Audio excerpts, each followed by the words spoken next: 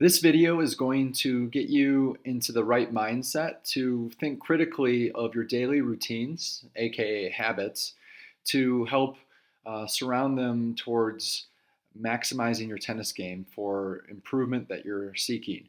Without habits, there will be you won't have the direction, the consistency, and the discipline to get to the level that you're really looking for. A great quote that I want to start off with by Gandhi is: your beliefs become your thoughts become your words become your actions become your habits, and your habits become your values, which becomes your destiny. So you can see actions into habits is what we're going to focus on, and that's going to really determine how well of a tennis player you become. So let's dive into it a little bit. So the science of habits starts with a cue. And the cue is something that maybe an alarm clock comes up. It's a signal that something happens, right, for you to do something.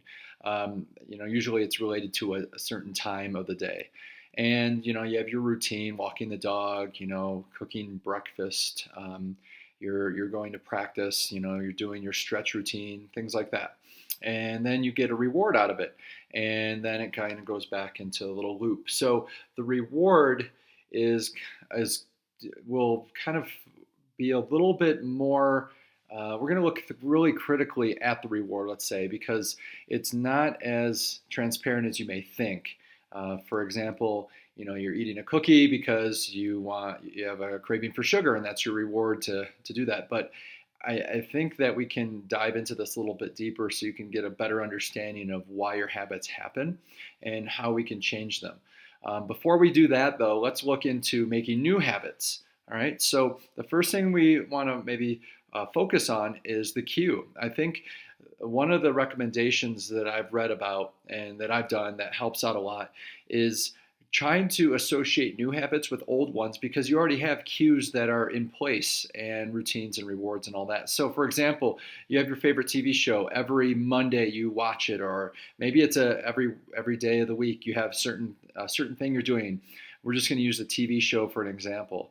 But while you do that cue for your favorite TV show, why don't you put a foam roller maybe near the TV? And that cue will help let you understand, like, hey, I need to use that while I'm watching TV. So your routine now is you're rolling, stretching during your TV show. So you didn't really make a complete new habit with the cue. You just associated a cue that you already did. You can maybe put out your running shoes next to your bed. So when you wake up and you sit down, you sit up from your bed. Your shoes are right there to be put on your feet. So you have a cue with your alarm getting up, and you just strap them on and you get going. You have those different routines that are associated with the cues. So try that a little bit, and I think you might find that making new habits will be a lot easier. Okay, and obviously the reward at that will be injury-free, mobility goes up. Any of those will hopefully be a part of doing that.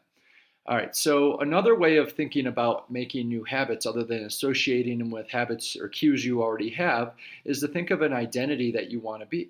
For example, if you want to be a tournament champion, think about what a tournament champion does. What actions do they do? For example, what do they eat? How do they sleep? Do they exercise, and how much? And what do they do for practice? All of those things are actually related to habits.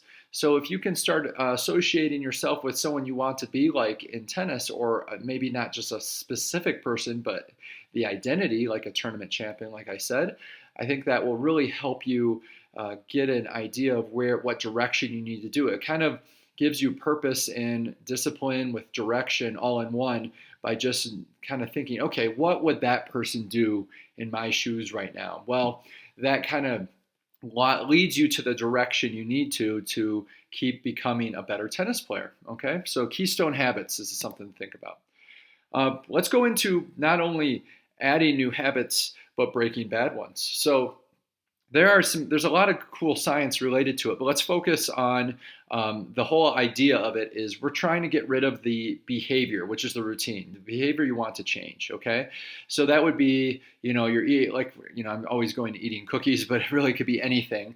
But it's something that you just want to avoid. Okay. So let's focus on the cue first.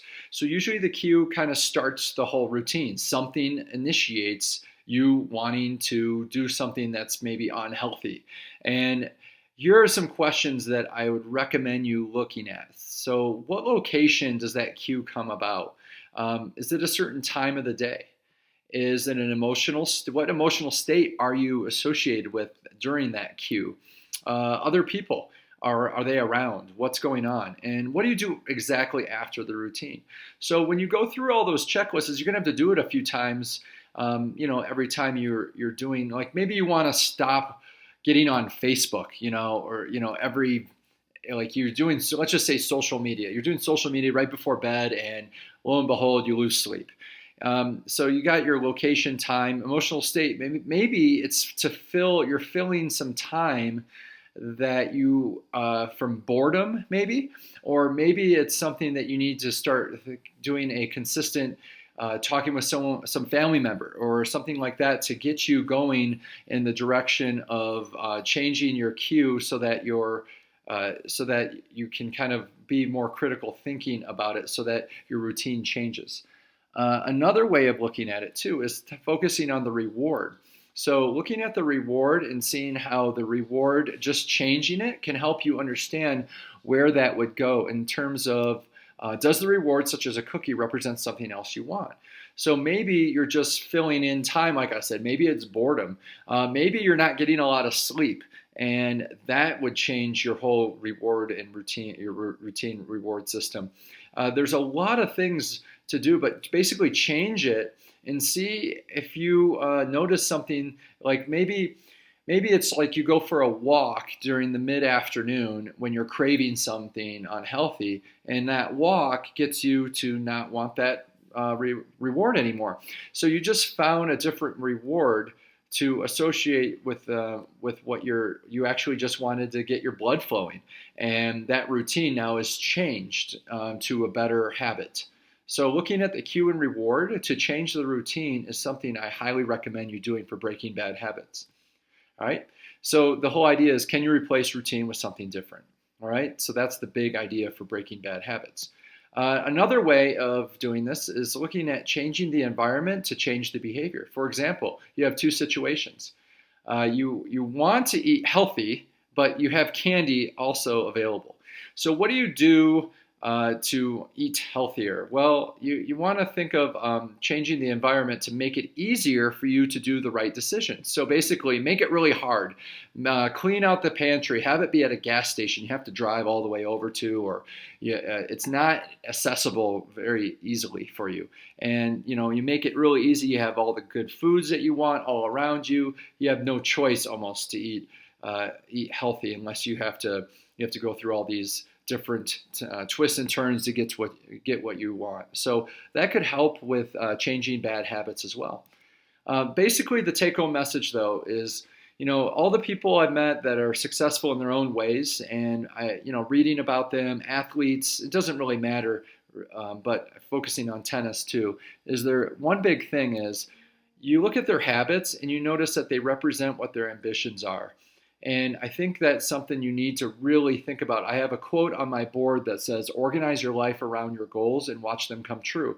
So when you organize your life around something, those are your habits, and your habits will determine the outcome of what you're going to do in your life. And for tennis, you have a certain amount of time with your body to be mobile and to, do the best you can. I think it's, you have this, the ambition is there if you can just represent it with the right habits. So try it out. Think about what habits you need to make and what habits you need to break, and hopefully that'll help you get to the next step. All right, good luck.